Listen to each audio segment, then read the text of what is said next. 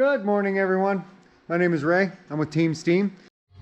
So I've separated this fiberglass piece here that I molded off of this argon tank cap.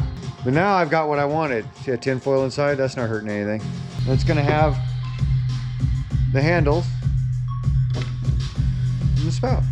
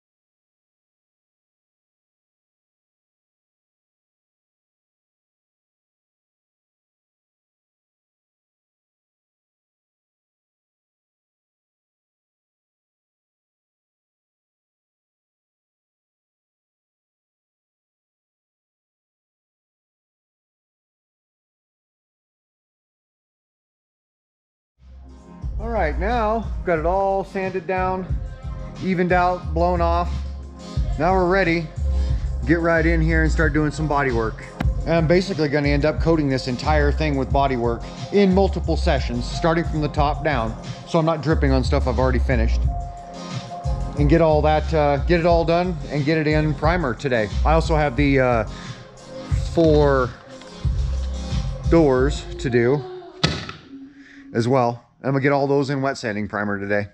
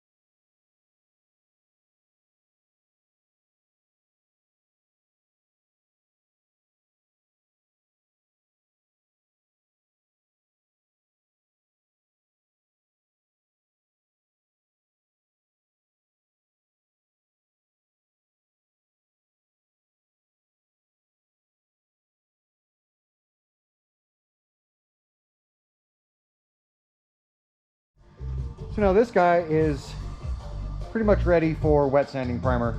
Just a few little pinholes and some stuff that I want to take care of. Tiny little stuff, just a couple little blemishes. But other than that, it's ready for wet sanding primer. So I'm going to set this aside and I'm going to go ahead and get some body work on all this stuff. So that's my final layer of body work. I'm going to go ahead and sand that down and then go from there. And now I'm getting ready to attach the handle and spout to my little teapot. Now that they're all sanded and ready for some wet sanding primer. I'm going to put them up there where I need them, mark them with a pin, go through the body work with the die grinder until I get to fiberglass, and then glue these on with fiberglass resin. Here's how this guy turned out.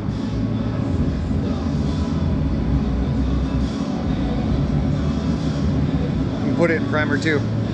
Alright, so I've got these primed and painted in black. I decided not to do wet sanding primer. I decided instead to just do a skim coat of bodywork over the top of it that does the same job as the wet sanding primer does. It's just more tedious, but it gets it to where I can get my paint on today rather than wet sanding primer on today. It buys me a full day. So everything's painted. We'll check in tomorrow, get started on the design.